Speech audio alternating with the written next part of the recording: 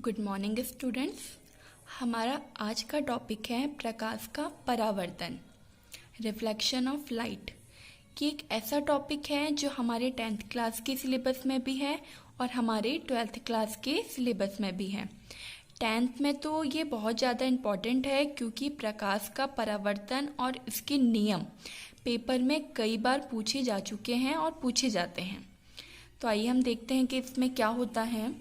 देखिए, प्रकाश का परावर्तन, इसमें क्या होता है, एक तल होता है जो तल हमारा चिकना होना चाहिए और इसके एक साइड पॉलिश होनी चाहिए।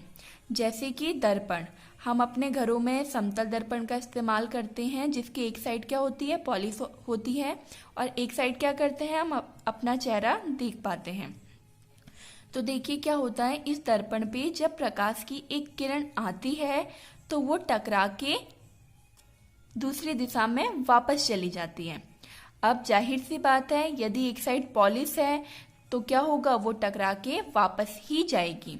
तो जो किरण तल पर आके टकराती है वो किरण हमारी आपतित किरण कहलाती है और जो टकरा के वापस चली जाती है वो हमारी परावर्तित किरण कहलाती है।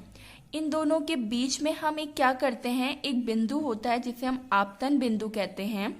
आपतन बिंदु से हम एक रेखा खींचते हैं, सीधी रेखा, जिसे हम अभिलंब कहते हैं। आपतित किरण और अभिलंब के बीच बनने वाला कोण हमारा आपतन कोण कहलाता है। इसको हम आई से रिप्रेजेंट करते हैं। और अभिलंब और परावर्तित किरण के बीच में बनने वाला कोण हमारा परावर्तन कोण कहलाता है, जिसे हम आर से रिप्रेजेंट करते हैं। ठीक है, कि एक हमारा समतल दर्पण है या एक ऐसा तल है जिसकी एक साइड क्या किया गया है, पॉलिश की गई है।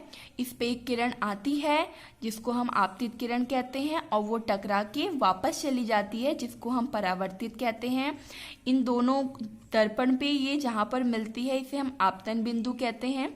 आपतन बिंदु से हम क्या करते हैं, एक सीधी रेखा खींच लेते हैं जिसे हम अभिलंब कहते हैं। आपतित किरण और अभिलंब के बीच बनने वाला कोण हमारा आपतन कोण कहलाता है और अभिलंब और परावर्तित किरण के बीच बनने वाला कोण हमारा परावर्तन कोण कहलाता है। आपतन कोण को आई से और परावर्तन कोण को हम आर से रिप्रेजेंट करते हैं। तो देखिए, जब प्रकाश किसी पॉलिशदार व चिकने तल पर गिरता है तो उसका अधिकांश भाग वापस लौट जाता है। ये किरण आई है, एक चिकने तल पर गिरी है और इसका अधिकांश भाग क्या हुआ है, वापस लौट गया है। प्रकाश का तल से टकराकर वापस लौटने की घटना को ही हम क्या कहते हैं, प्रकाश का परावर्तन कहते हैं। ठीक है, अब है परावर्तन के नियम, ये थोड़े इंपॉर्टेंट हैं। लॉस ऑफ रिफ्लेक्शन, इसका पहला है कि आपतित किरण आपतन बिंदु पर अभिलंब तथा परावर्तित किरण तीनों एक ही तल में होते हैं। यानी कि हमारी आपतित किरण, ये परावर्तित किरण तथा आपतन बिंदु पर अभिलंब, ये तीनों कहाँ हैं, हमारे एक ही तल में होते हैं। अगला है परावर्तन कोण आर सदैव आपतन कोण आई के बराबर होता है। यानी हमारा परावर्तन कोण आर जो है ये सदैव हमारे आपतन कोण आई के बराबर होता है। तो परावर्तन के दो नियम हैं। नंबर 1, आपतित किरण, परावर्तित किरण तथा आपतन बिंदु पर अभिलंब तीनों एक ही तल में होते हैं।